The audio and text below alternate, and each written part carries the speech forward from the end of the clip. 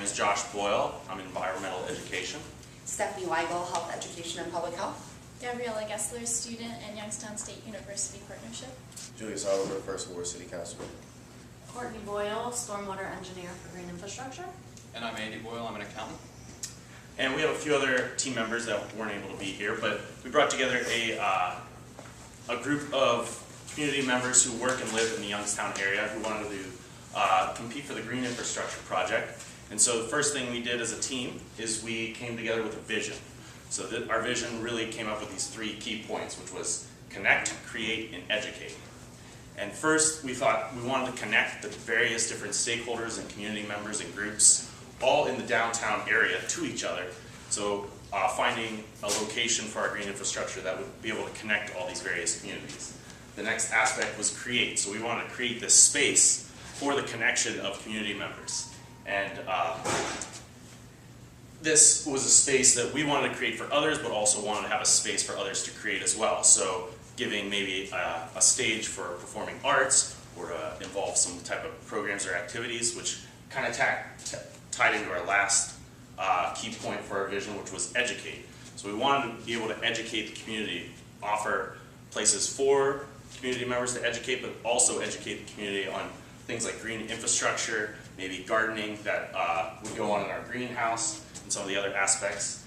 And so through our vision and through our talks and meetings, we really came up with a mission that we wanted our project to really encompass, which was create a green space conducive to education, entrepreneurship, and connectivity to resources for all community members that really connected the past to the present into a sustainable future.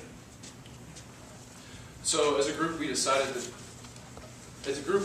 the best way to achieve our mission was to come up with a toolkit that we could use and look at to evaluate the different sites that we were considering for the implementation.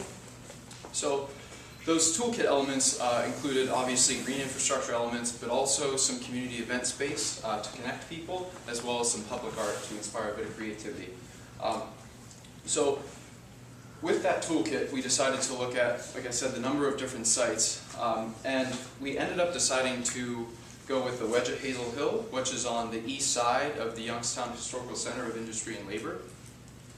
We chose the site for a number of reasons. First and foremost, we felt like it offered us the best chance to achieve our mission, but additionally, we felt like it was one of the most high visibility areas we could choose, and that it also afforded a unique opportunity based on the adjacent Steel Museum, that it could really connect the history of the area with the present and a more sustainable future that we're moving toward. Okay, so I'm going to talk a little bit about our concept and kind of where we ended. So as Andy mentioned, we picked our site. We went back to our toolkit at that point to look at what we could apply to our site that was cost effective with our limited budget, ease of maintenance, and would really provide the most bang for our buck for the site that we have. So the elements on our site, I'm just going to kind of walk through them, and then I'll talk through the phases that we landed on. So we have a greenhouse here with rain barrels. So the rain barrels will collect the rainwater from the greenhouse. And the idea here is maybe we could do an art project around the rain barrels, engage maybe the local city schools in developing different designs for those rain barrels. And those that rainwater would then be able to irrigate some different garden aspects we have, so fruit trees, community plots, which we'll talk about a little bit later. We have our stage, which is our really main focus. This could be for our performing arts. And the idea of this stage is that we would have a big placemaking sign on the back, the City of You, with you in a reflective material. So this helps tell our story. We will have educational signs around the perimeter, kind of bringing the past, which is at the Museum of Industry and Labor, and tie it around with the green infrastructure, so those educational signs, and kind of landing here where you can look at your reflection and know that you can make a difference in this community, you can contribute to the future that we're heading towards. We have a little playful element here, which is some geometric hammocks and an herb garden, a place to kind of just hang out and look at the rain garden here. There's a path running along through here just to make the space a little more accessible. And then the rain garden's really tackling a localized flooding problem that we have here. So there's catch basins down here a little more, and up here there's really nowhere for this rainwater to go when it runs onto the street. So we talked to the city and they'd be willing to do a curb cut for us here to allow rainwater to come into our rain garden. And the idea here is just to flow in and flow out. So that minimizes us needing to build additional infrastructure. But here we are holding water and cleaning the water, so there's water quality benefits here. And then the outlet would go back out to Hazel Street where it currently runs. The water currently runs down here. So we're pulling some of that water out and cleaning it. We have a pre-treatment location here, so that helps take out those sediments additionally. And that pre-treatment would actually be a little higher up, creating a water feature. So the water would run into the pre-treatment and over into the rain garden. Our educational signage would be here, a few benches, and then we have another placemaking art piece of a topiary saying yo or something like this. So as far as phasing, to get in as much as we could for the initial phase, we have the rain garden, the stage with the City of You wall art, rain barrel storage with the greenhouse, and our educational signing. We feel those are the most important elements to start with.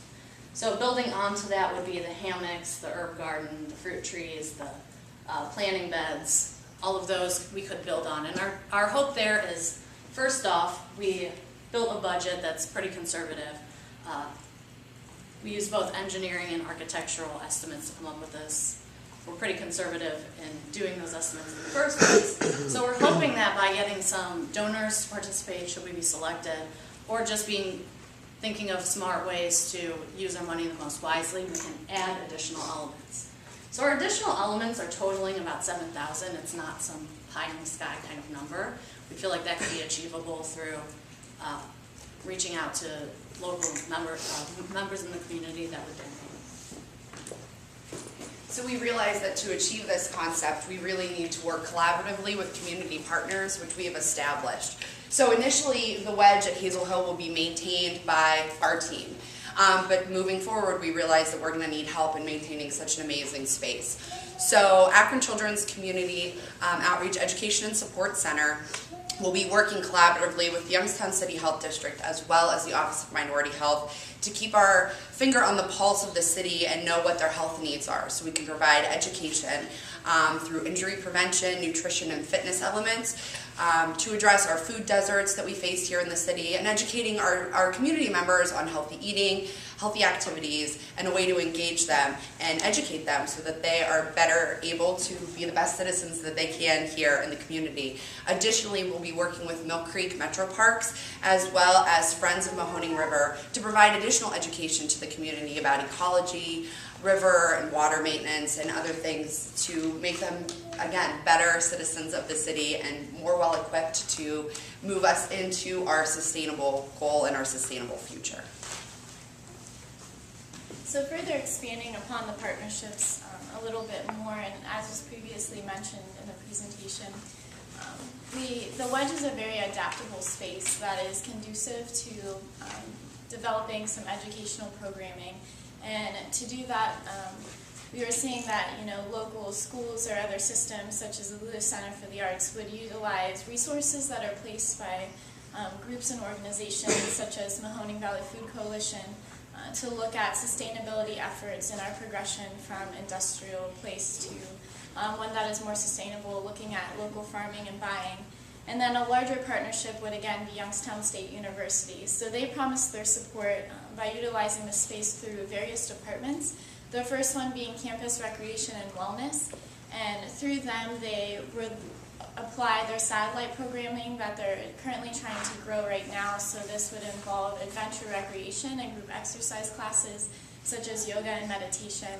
And then also through the Department of Student Activities in conjunction with Penguin Productions. So with that, they would really embrace the location of the space and bridge the two communities between campus and downtown. And with that, they could bring in local artistry, focusing on performance, and really reignite the vitality of Youngstown.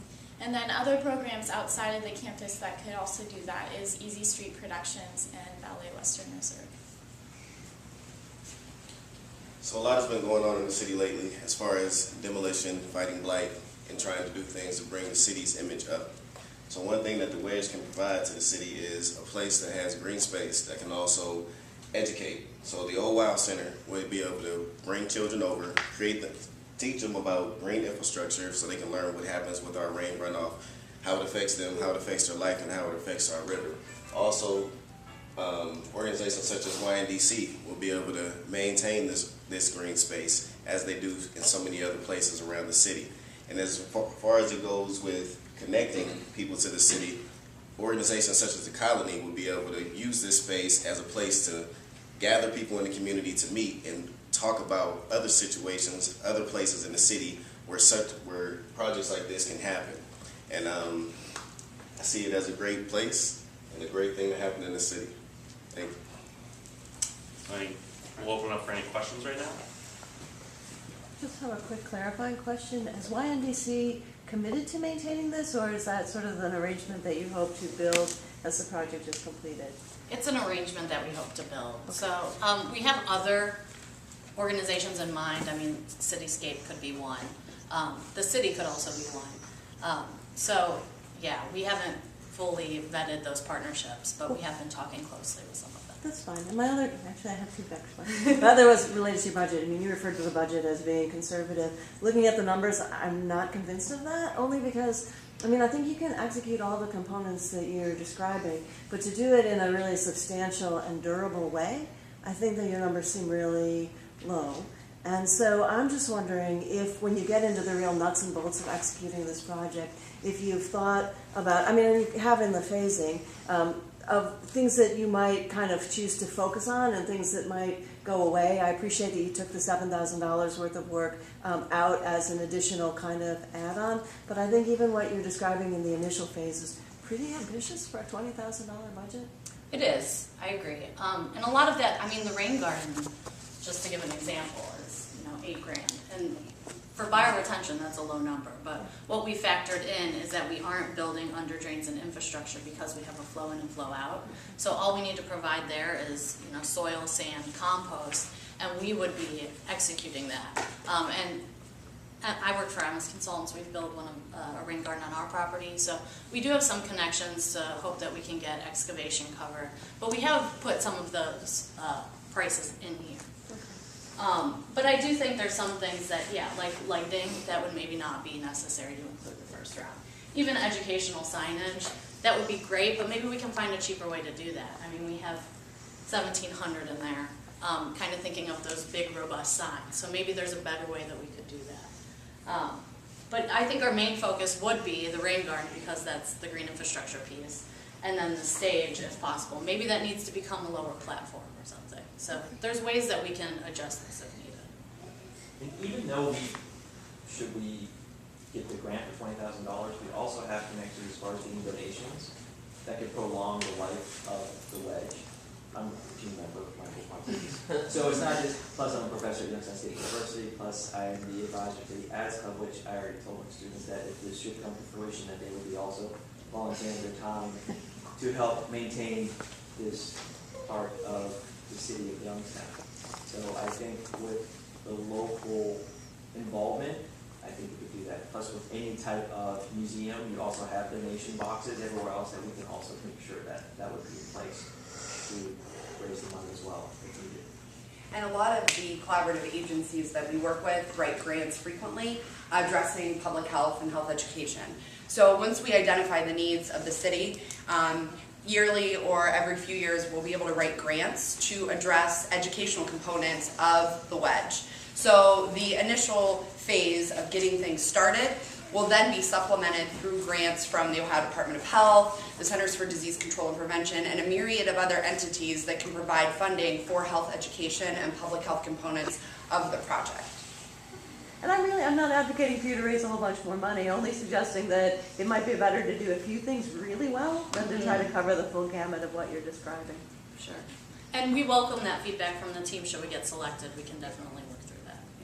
Because that was, I mean, and that kind of ties into one of the other reasons we chose to implement the toolkit the way that we did, was that it affords the opportunity to kind of treat it as a puzzle. So, you know, if there's elements that need to be removed or put into a later phase, that option exists as well. And obviously, there's a number of areas in the community that this, could then be implemented, or elements of this budget could be implemented in different spaces later on if there was better sites suited for those things. I may have missed this, I'm sorry. Is there, do you have an artist on your team or a designer that you're working with, in terms of creating what the visuals of the space will look like? Yes, so Sarah behind you is our graphic designer. And we also have an architect on our team who's not able to be here. Okay. And needs to meet her. And just to comment, I think that creating those partnerships for maintenance of the space is going to be, extremely important, because you don't want to create a space like this and then have it deteriorate and become like the opposite of what you had intended. Absolutely. As a proponent of green, I'm always pushing maintenance, because without it, projects just die, so Right. that's. And that was a big thing that we made sure that all of the partners here on the team agreed upon.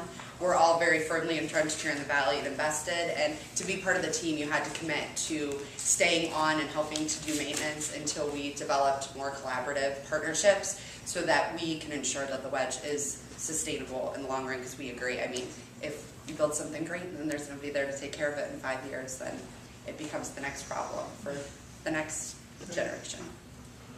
I just have a quick logistics question, because, which is, have you considered at all what it will take to actually get permission to build this in the site that you have selected? We've talked with Bill Davikian from the city, and I've shown him kind of our initial concept, and he seemed very cooperative and was excited about it. So. I just want to add that the city is definitely in support of projects like this. I mean, we're constantly looking for places to put green spaces to utilize empty land in which people can be able to use. And this is, I think, will be a highly utilized space, just because the city is trying to find ways to connect YSU to downtown.